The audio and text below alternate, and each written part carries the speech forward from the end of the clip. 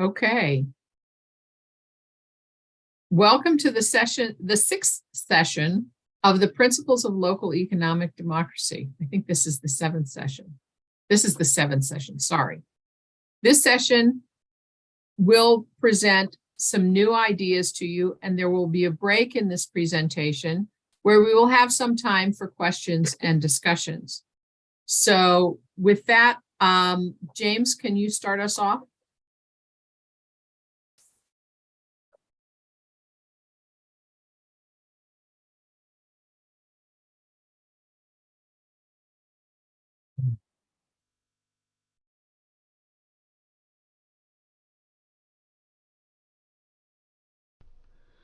Welcome to week 7 of our education sessions, the sustainable use of resources. In week 6, we discussed how economies buy, borrow, and steal from other life support systems, which means that consumers are drawing from the greater life support system of Earth. This includes us all. In the past several centuries, the rapid plundering of Earth has caused terrible tragedies, such as genocides and ethnocides across entire continents, exploitation and dehumanization of colonized and enslaved peoples, industrial servitude, world wars, nuclear weapons, and species extinction and ecological devastation. We have largely forgotten the world that existed 5 centuries ago. Societies were much poorer back then, but human beings collaborated much more fairly and respectfully toward each other and the resources that they used. We've also examined why this happened. It's because the economics of imperial domination, colonization, and capitalism does not value resources at their future. The modern system measures resources by their extraction, production into goods, labor costs, and the price at which these products sell in the market. Sorry, somebody's got feedback going on. I don't know. Can you all please mute yourselves? Thank you. James, can you mute Janice? I will try. Let's see. Got it. You got it. Okay, good. All right. Collaborated much more fairly and respectfully toward each other and the resources that they used. We've also examined why this happened. It's because the economics of imperial domination, colonization, and capitalism does not value resources at their future worth. The modern system measures resources by their extraction, production into goods, labor costs, and the price at which these products sell in the marketplace. Last week, we discussed how becoming self-sufficient requires a new way of governing our communities. Yet this strategic cooperation for self-sufficiency becomes sustainable only when this practice extends across time and into the future. The goal of democratic self-governance for our common resources is to meet the needs of all people in the present while making Earth habitable for future generations. This is why sharing our commons now and in the future requires us to understand both the planet and its limits. This presentation focuses on a unit of self-reliance which underlies and links the family, neighborhood, and community to the district, nation, and planet. This midpoint is the regional area, which has elements of both the local and global. The region is where ecological regeneration and restoration occur in relation with the communities where we live. This kind of grassroots localization is often called bioregionalism. Focusing on the bioregion enables us to develop a belief system that's based on the sustainment of life on the planet.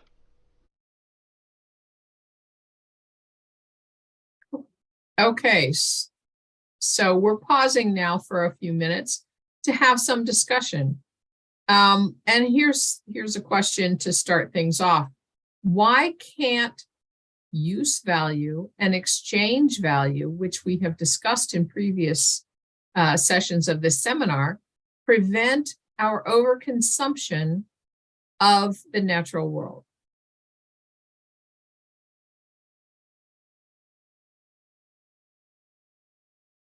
Any comments? Anyone have any ideas? Yeah, Greg, please unmute yourself. Yeah, it just comes to mind that, we're talking a lot about watching the future value of everything. And it seems like both exchange value and use value, at least the way we've understood it so far, it doesn't really look into the future value as it's talking about here in this session. Good point. So why do you think that it's important to measure resources both in the present and the future?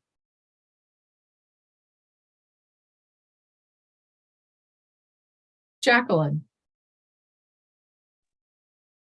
Well, there's this thing we'll be talking about, I'm sure, called overshoot, and that is that the Earth's population today is using more resources than are being replenished currently. And so we'll be running out of many, not all of our major resources if we keep consuming the way that we're doing. And if we don't measure what we've got there and compare it to what we think our needs are, that problem is just going to probably get worse.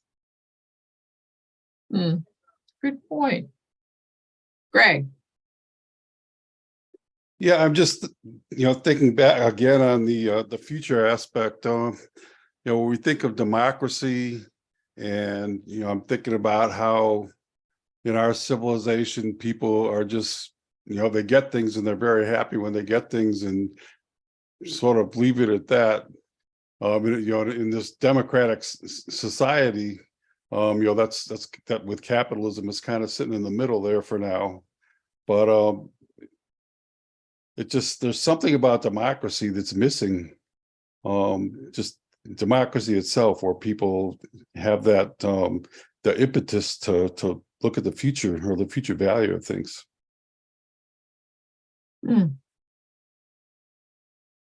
Anyone else? Yeah, Brad. Back to the question, why can't use value and exchange value kind of be sufficient? And picking up on Greg's time, that it's time centric, it's now centric, not long-term centric, but it's also egocentric. They seem to both be based on fundamentally on, just what individual person's willing to pay in the case of exchange value, and use value, what they want or need. I don't think use value necessarily by itself takes into account, more than that, except for how those all relate together in the now. Anyway, just a thought. Okay. James. Yeah, Brad, I saw a poster the other day. It said eco, not ego. Yeah. So basically what you both are saying is that it's ego and that drives consumption, that's really overconsumption because of use value and exchange value. Yeah, and I'm using the term ego not in the psychological sense so much as just individualistic, and as a term for individualistic focus. That's all. Oh, okay. Okay. Any other comments? Yes, Donna.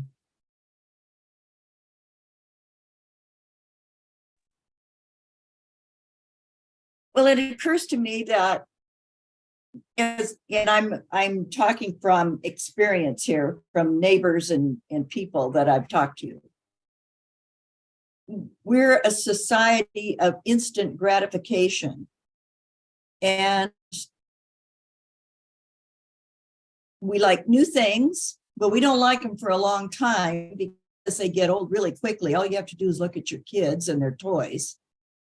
And I can't tell you how many times I've heard people say to me, oh, well, that doesn't matter. I'm not going to be here that long anyway. It's not going to affect me. And they don't think about their kids or their grandkids or their future generations or what's going on. It's not going to affect them, so it's no big deal. Interesting. Thank you. Anyone else?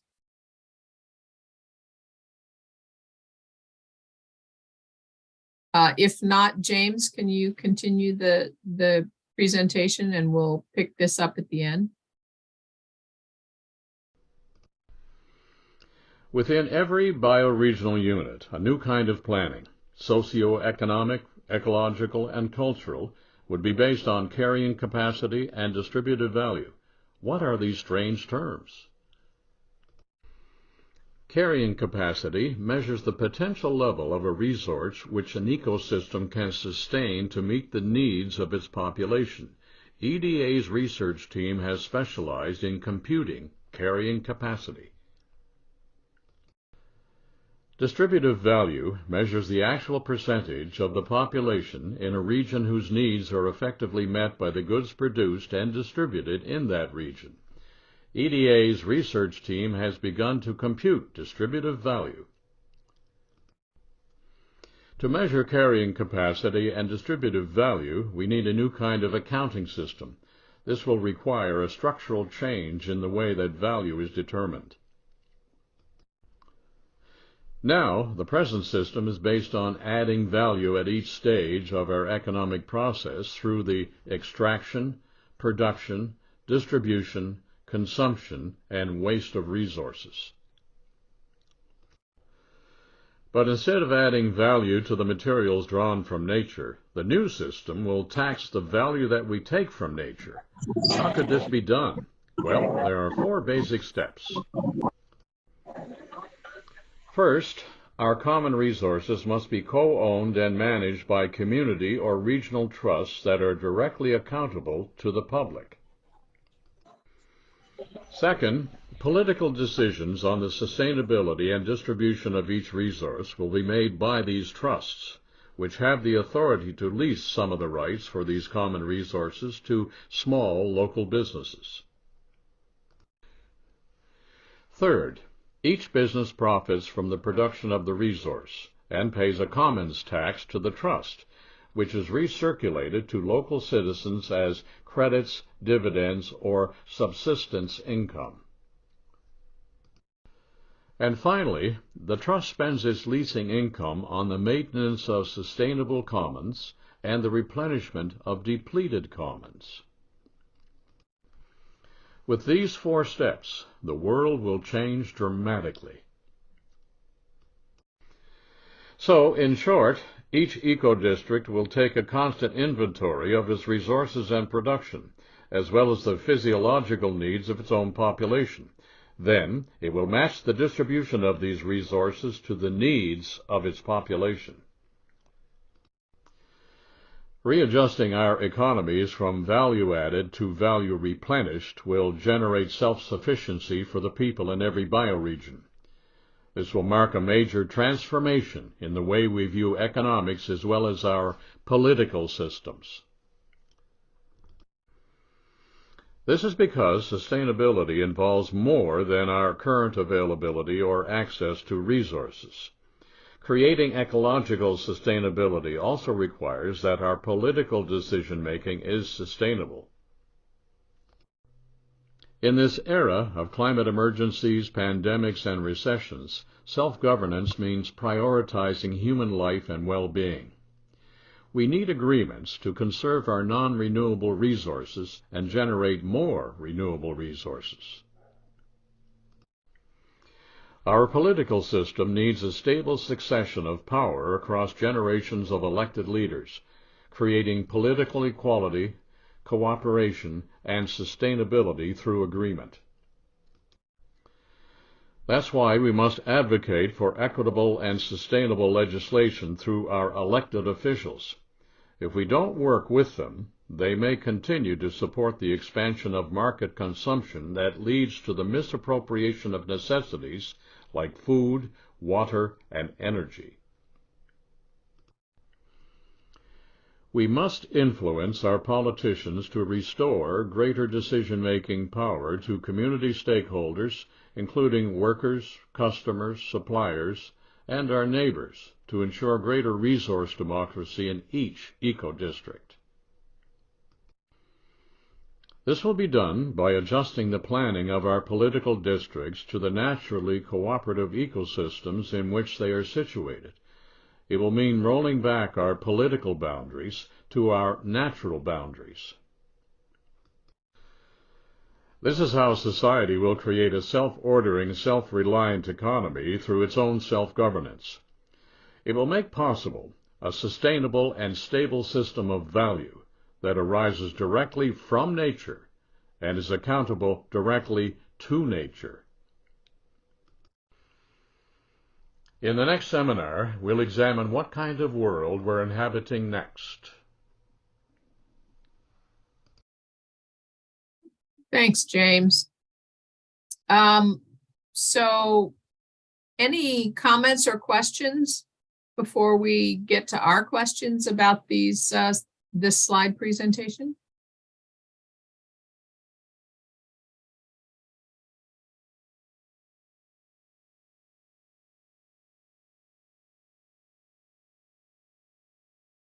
Yes, Jacqueline. I'm not sure I wrote this down right, but there was one slide that said we must restore greater decision-making power to community stakeholders.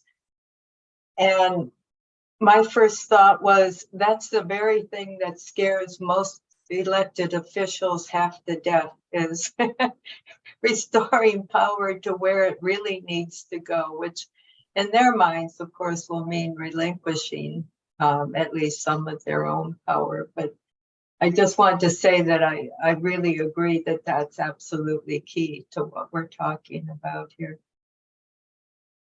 Thank you. Anyone else? Janice, Bobby.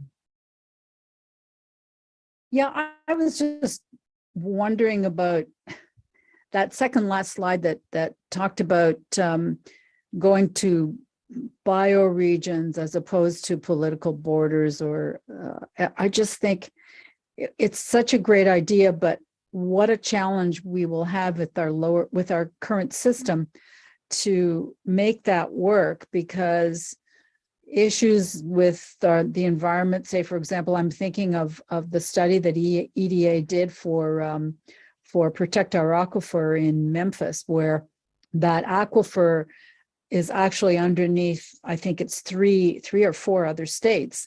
And if you want to protect that aquifer, do you not have to engage with all those other states, because that's in the same bioregion? But to get that kind of cooperation will be a monumental challenge. Does anyone have any ideas how that will be accomplished? Good question. Any responses to that question?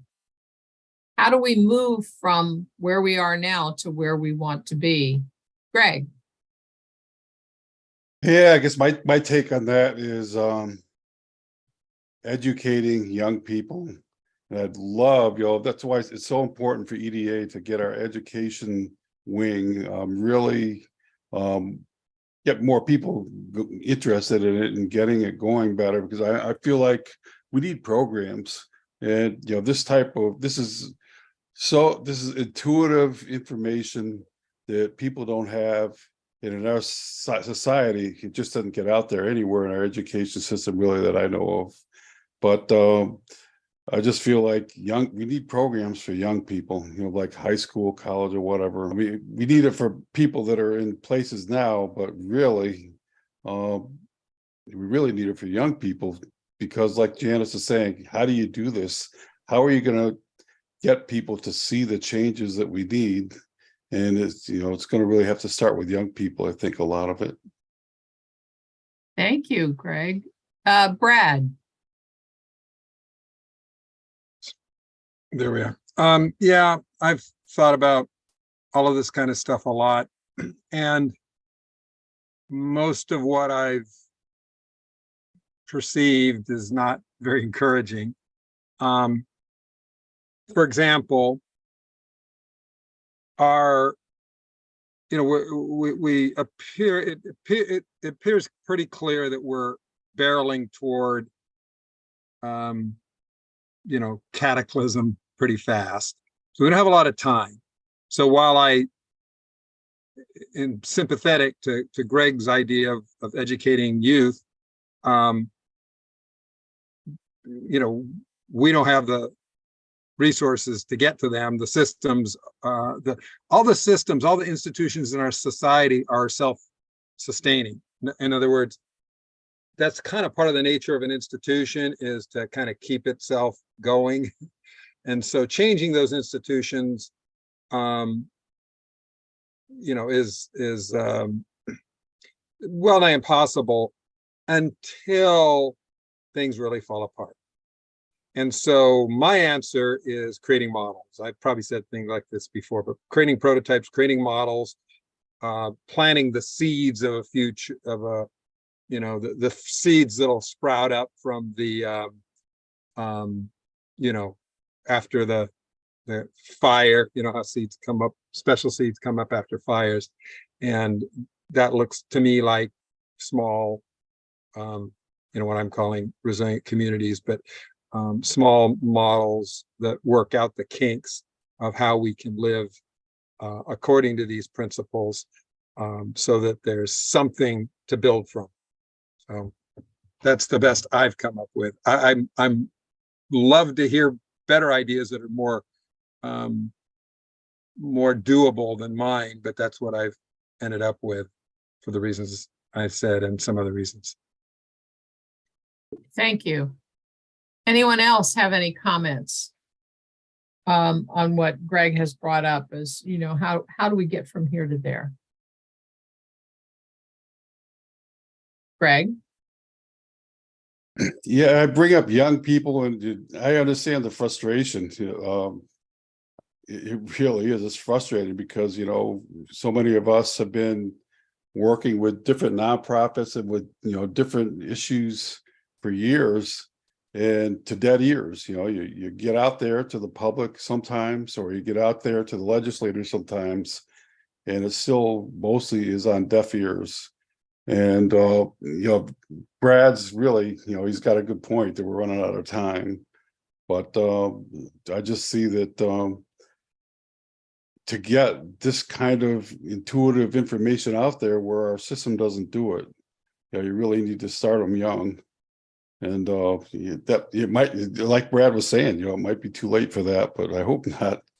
But I just feel like that's really important. Thank you. Sushen, you have your hand raised. Yeah, thank you.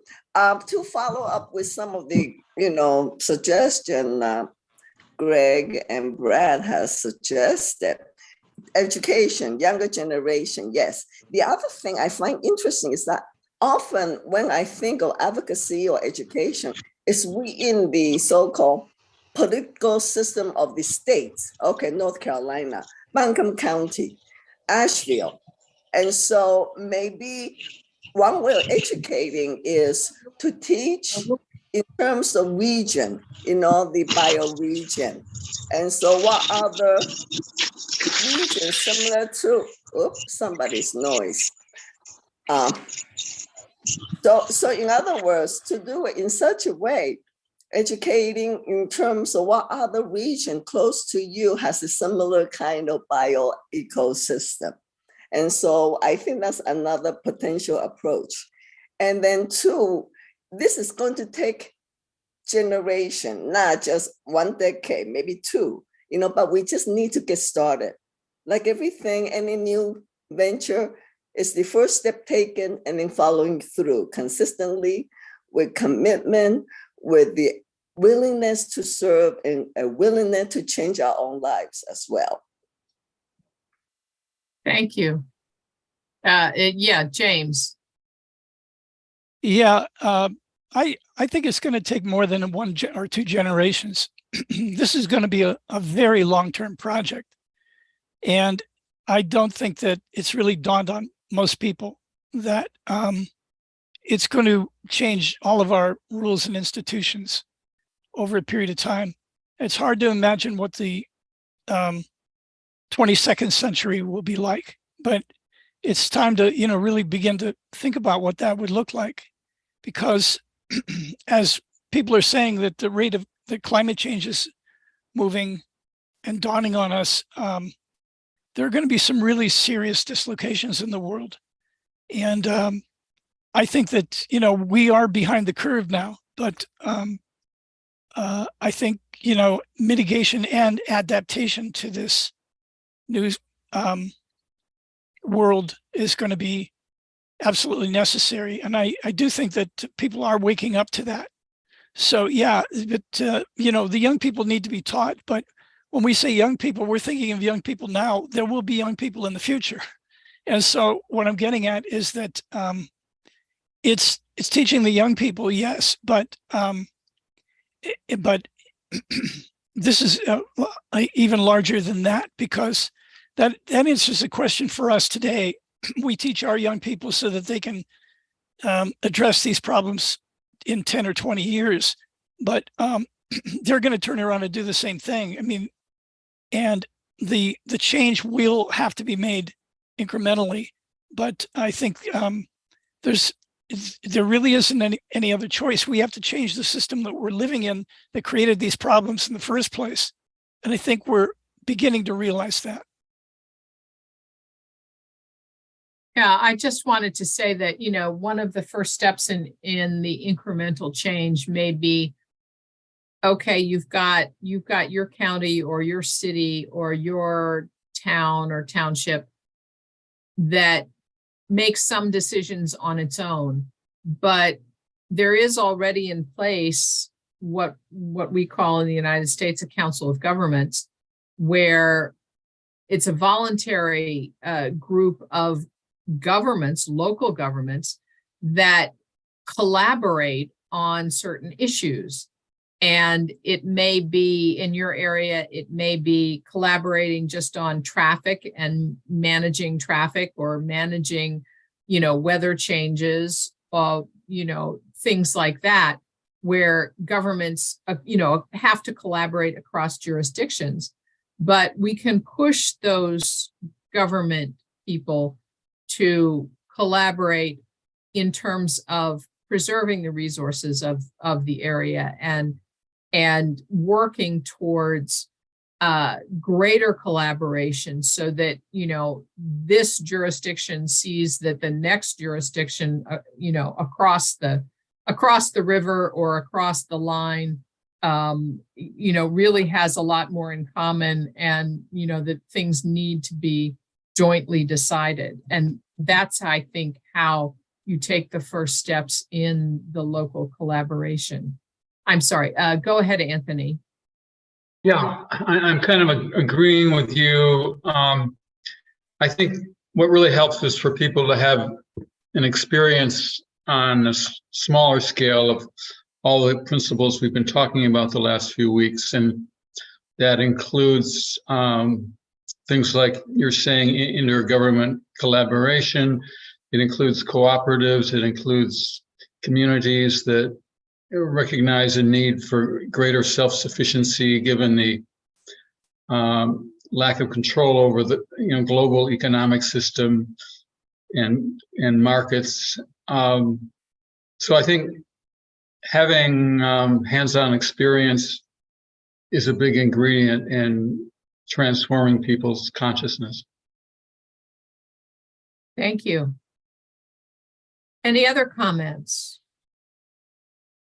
If not, I'm going to move on to, a couple of questions that we have developed earlier.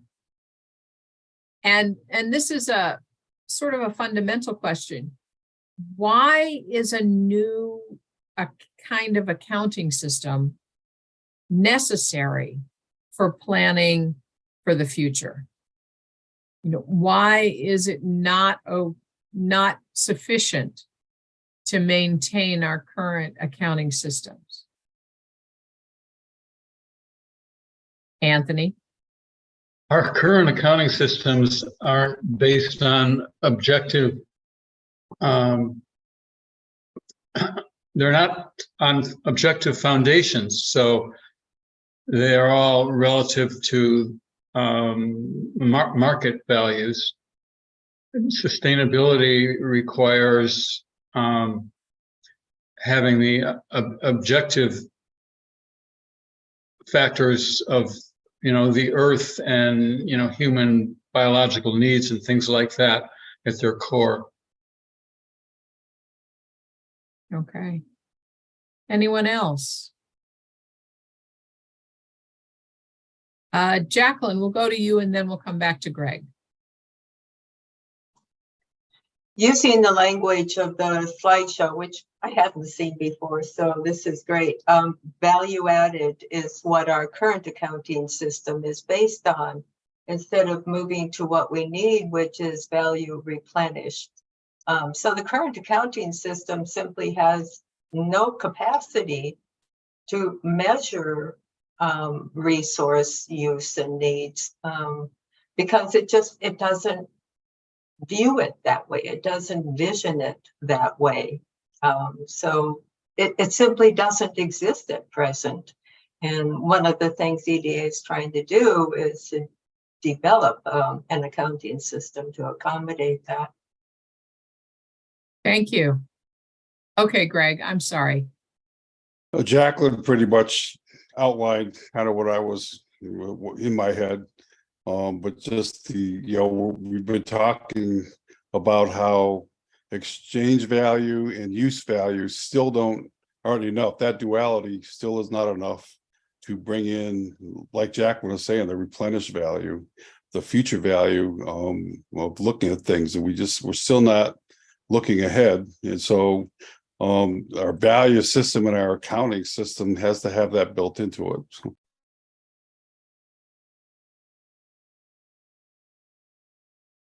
Okay. Yeah, James, go ahead. Yeah, I think that's exactly right. Our present economic system is mostly based on the present. It doesn't look very far ahead at all. So a new system is really going to have to anticipate what the future looks like and how to meet everyone's needs in a world where our non-renewable resources are shrinking and the population is growing. So that's a huge challenge. And so the orientation needs really to be on the future. And therefore, the present accounting system really doesn't account for that at all. We need new kinds of measurements, and we need a lot of political support for those kinds of new measurements. We need to measure natural asset value rather than, as Anthony said, the market value of resources. Jacqueline, yes, go ahead. Would also seem to me to require, whether it's the political world or the business world, to have some real courage to acknowledge that there are issues that they've either not seen or been honest about, that they're going to have to take into consideration to develop this new accounting system, and then to change their business practices to accommodate that. And that's going to be really hard, because by current law and procedure, they have to respond to and be accountable to their not just their constituents if they're politicians, but their shareholders if they're business owners. And shareholders don't probably want to deal with this future. They want to just get their money now. So it's going to take a lot of courage and discipline. And then back to what Brad was saying earlier, You know, is this going to be something that we can expect to happen now, or will it need to wait until it's forced upon them? Thank you. Oops. That's okay. Eva, you have a comment. Actually, I have a question. I'm wondering if, and I suspect I know the answer, but I want to put it out there because I don't fully know the answer. Has natural asset value begun to be defined even?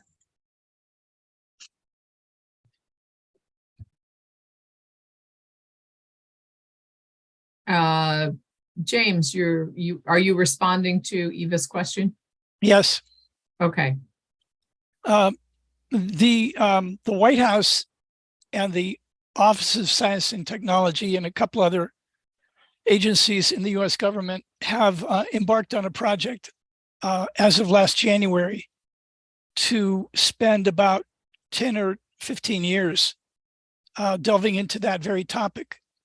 And their initial report is kind of mind-boggling, but the deeper you go into the report, the more you realize that they're really still trying to use the old system, not a new accounting system. They are taking into account ecological value, but only as it benefits shareholders. You know, shareholder value is still deeply embedded in it, even though they're trying to account for ecological value. So that's not how it needs to be addressed. It seems to me it needs to be based on meeting human needs. So that's where I think that natural asset value is already off on the wrong track. And I think that there's other kinds of measurement that need to emerge as a result. So there's a lot more to say about that, but I'll just leave it there. Okay. Jeff, you had a comment. Hi. A question. So if the scenario occurs where a total accounting system changes, something based on replenishment, sustainability value, natural asset value, what does that look like in our current life? An example of what would change? Oh, James has an answer for you, Jeff. Well, for example, I figured. when you go to buy gasoline, and the society is trying to tell you to reduce your gasoline consumption, it will raise the price at the pump that you pay for gasoline. So you'll be more inhibited not to buy much gas, you know, not to fill up your tank. So that's a means of developing conservation, right? So that it would limit our use of non-renewable resources. So to answer your question, what it would look like is that when you go to buy gas now, it won't be the price at the pump that reflects the value of the natural resources. It will be the value of your currency and your purchasing capacity. Not the price, but the value of your currency. And so you'll look into your pocketbook and you'll say, well, wait a minute, I can't afford that gasoline because the currency value is low, because the currency value is based on sustainability. That is one solution. And there are people who are trying to create metrics around that right now. James, I'm not sure that is very clear to the rest of us. Could you maybe take another example?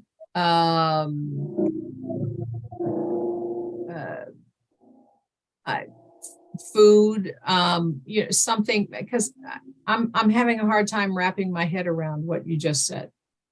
Well, we've just wrapped up a study of the carrying capacity of the aquifer that underlies Shelby County in Memphis, Tennessee.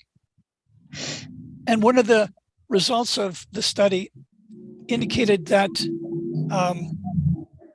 the value of the water bills created by the local water utility in Memphis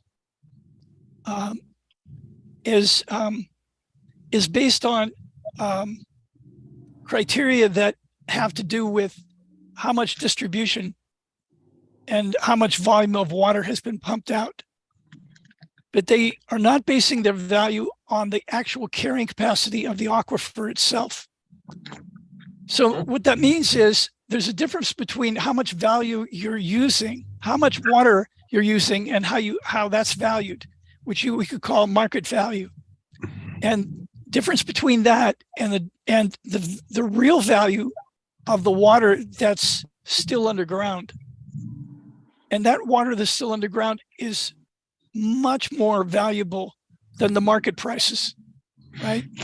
So, however, our currency right now that you're using to buy water has nothing to do whatsoever at the moment with deriving its value from the amount of non-renewable resources that we're using up. Does that make sense? So there's a difference between how much there is in the market charges for resources and the value that exists in nature of those resources. Because if we were to compute the actual value of the resources as they exist in terms of their sustainable yield, in other words, how much the resource is capable of regenerating on its own terms, that has a completely different value system than the price system that we use presently. Okay, I think I understand that. So basically, if I can encapsulate that, the current market value is based on how much you can pump out of the aquifer, not on how much the aquifer can maintain itself. Okay. Right. How much water is available within the aquifer? Right. Is the actual value of the water. So, for example, in the Memphis sand aquifer, we know that the value, that the amount of water in the aquifer is huge. It's like 57 trillion gallons. But even so, there's only about 12 trillion gallons that are readily accessible through pumping. And even if that was to be pumped out, let's say valued, it's still a completely different value than the amount that Memphis Light, Gas, and Water charges for water today. So, in other words, what I'm getting at is, in today's market economy, water is very undervalued, and the idea that all we need to do is raise the prices of water in accordance with the amount of water that exists would solve the problem. But it won't solve the problem because it'll generate competition. If we change the value of the currency based on the water and the sustainable yield of the water supplies from an aquifer, then we'd be switching to a more cooperative framework. Okay. I'm sorry, Greg, I didn't mean to sort of usurp your position. If you have a question, please ask it. Oh, no, you didn't usurp anything. No problem. I just am trying to understand, further here. It sounded, I think what Terry was trying to understand is maybe that it sounded more like we were talking about the price side of things, where, if water was what it really is worth in the replenishment value, it'd be much, much more expensive than what they charge for it. That's the price side. but are we talking more of a different accounting system or monetary system on that side of things, rather than just the price side, what we're referring to? Go ahead, James. The price side is always looking to add value. The sustainable side is looking at how much value can be replenished. Those are two different value systems.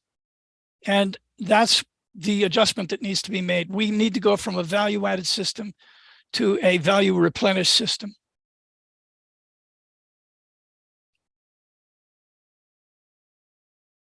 Eva, you have a question or a comment? So in terms of the money in my purse that's based on a value replenished system, it sounds like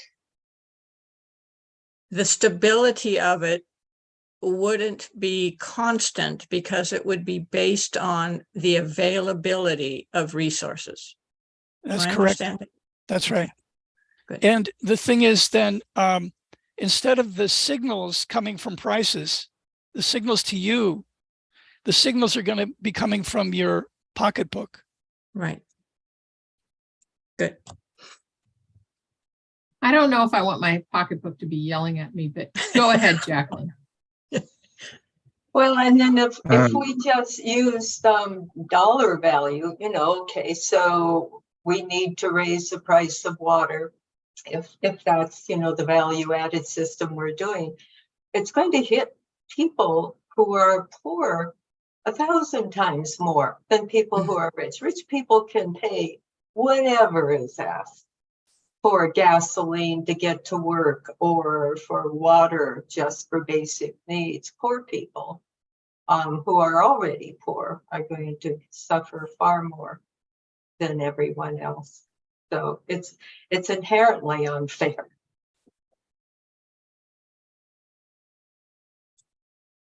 Jeff. Still trying to get a handle or my head around this. So James, when we see the price of gas at the pump, at 7 a.m, it's one price, at 10 a.m, it's another, and at 3 p.m, it could be another. That's based on all the algorithms regarding availability and whatever goes into that. What you're saying is that calculation, whatever it is at the pump, for instance, and that could apply to water or gas or anything, that calculation would be based on sustainability and replenishment instead of strictly supply. Am I getting that right? And that would be the basis for the price changes? A basis for the price changes are that people want to, suppliers and distributors are trying to add value to the extent that they can.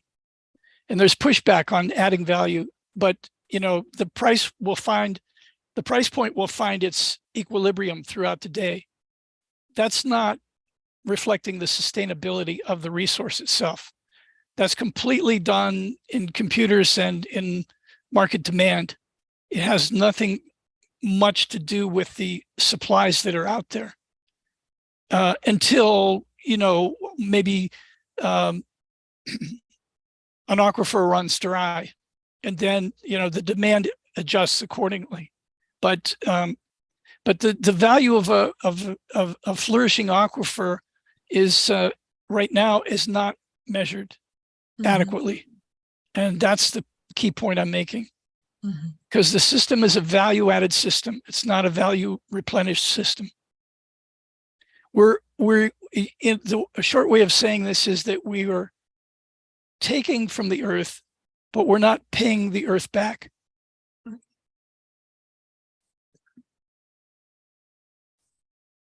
Can I add to that just a follow-up? So it's still, the bottom line is still currency. It's still going to be money, a different value of the resource. But the bottom line is it comes out of our pocketbook and wallet, and there's going to be a price. So that's still the currency is the price. It's just a different way of evaluating. It's evaluating on the resource itself, the replenishment value, rather than market value.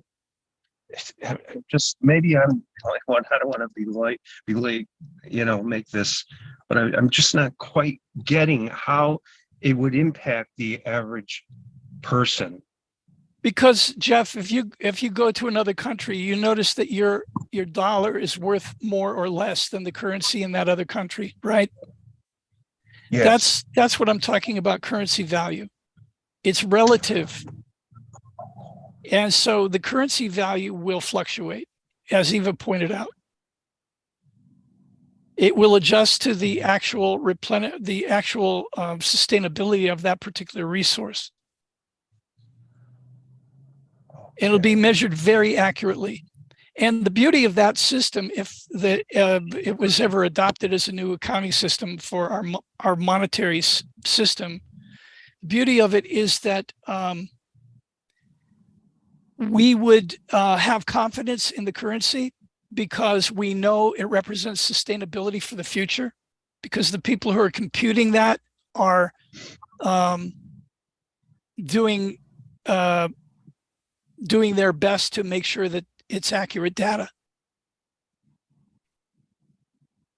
Okay. Ed Dunbar.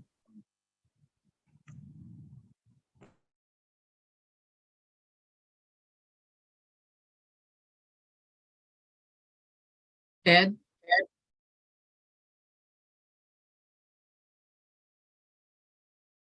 He's having trouble with his computer. I'll go drag him in here. Oh, okay. Thank you. So, James, I'm just curious while we're waiting, what the difference is between this new accounting system and the attempt to understand and calculate the externalities that has been going on for the last 20 or 30 years, the externalities to whatever product you're creating. The externalities are reflections of the deficits that we're not accounting for. So right now, they're being ignored. So they're not very much computed because they're outliers to the value-added system. They're things that people are sweeping under the carpet because they know that they can't account for them. And we have estimates of those of those externalities, but nobody really wants to take them seriously. However, when you add up all those externalities, you see that there is a huge resource deficit, and that has been created, and that's the difference between the market value and the sustainable value that we're missing. So calculating the externalities is a step toward what you're talking about as resource value. Except that at the moment, externalities are being computed through the value-added system. So they give you the price of what's missing and not being accounted for. They don't give you the actual index of the sustainable yield of the non-renewable resource that needs to be able to replenish itself on its own terms, not on the terms of market demand, how much we want of that from that product, but how much the resource is actually able to replenish itself. Okay. I'm sorry, Ed, go ahead.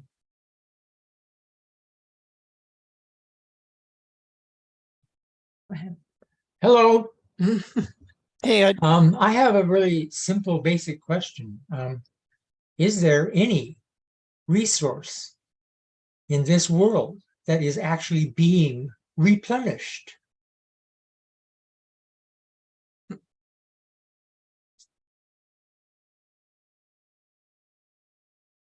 Well, I'll take a stab at this. I think a number of our resources that are based on natural systems like the water cycle.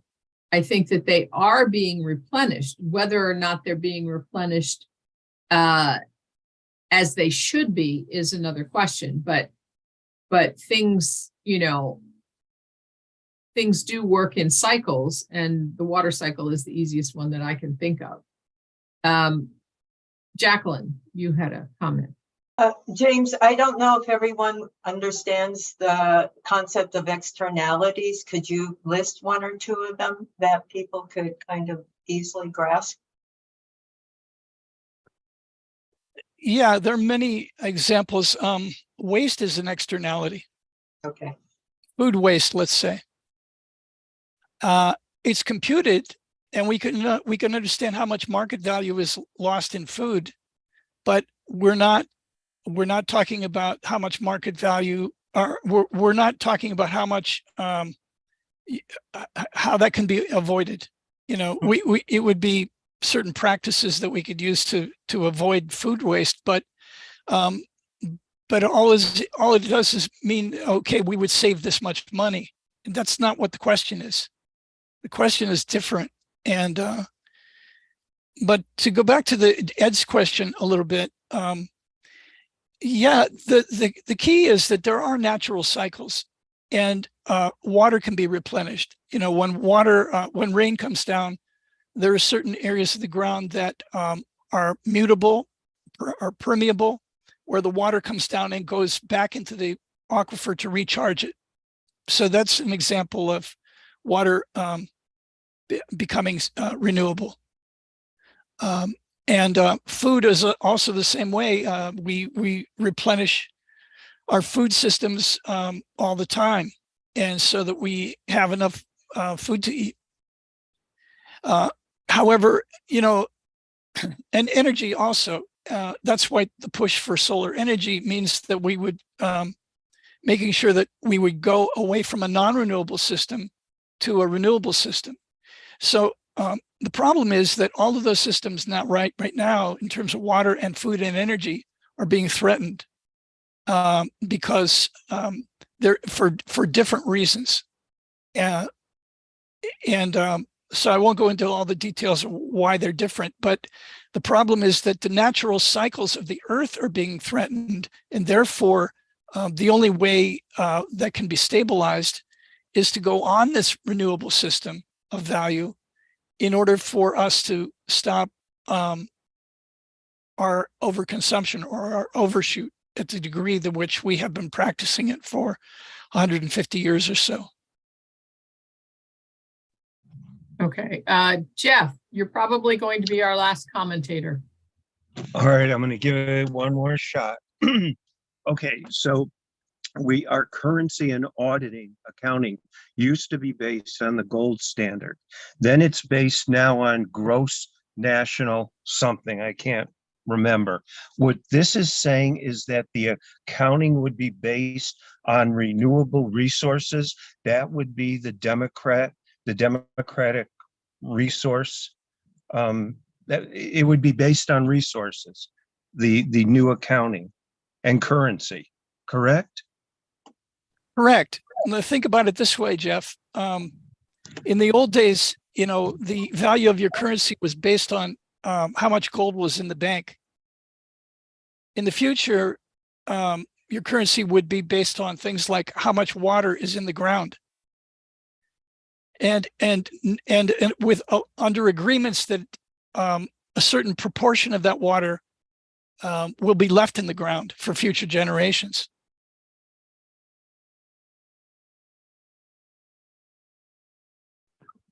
Good understanding. I see now what you're saying. Okay. Good. Thank you. Any other comments quickly before we wrap up? We're just about out of time. Well, we'd like to invite you to the last session of the seminar, which will be July 5th at 7 p.m. Eastern Daylight Time. So if you'd like to join us then, we'd really appreciate having you come and be prepared with questions. Thank you very much. Thank you. Bye-bye. Carl, Thank do you want to you. say something? Yeah, I do. Thank you, James. Oh, thank you. This is really a fascinating discussion, and this idea of reevaluating value in our currency to be based on renewable resources, I think is interesting.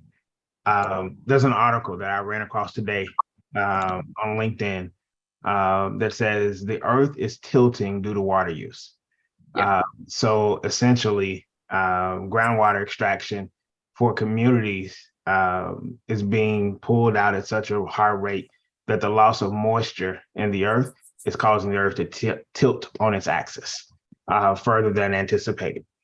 And so I think the idea of considering our renewable resources like water and considering carrying capacity and planning for cities, developments, communities really potentially goes a long way to think about the complexity of what we're doing and our consumption rate, especially in Western society, right? I think that's really the key to what this discussion probably is about, because in Western society, we have the idea that we're really just consumers, where in other societies in Eastern society, there really is probably more of a kinship with nature, right?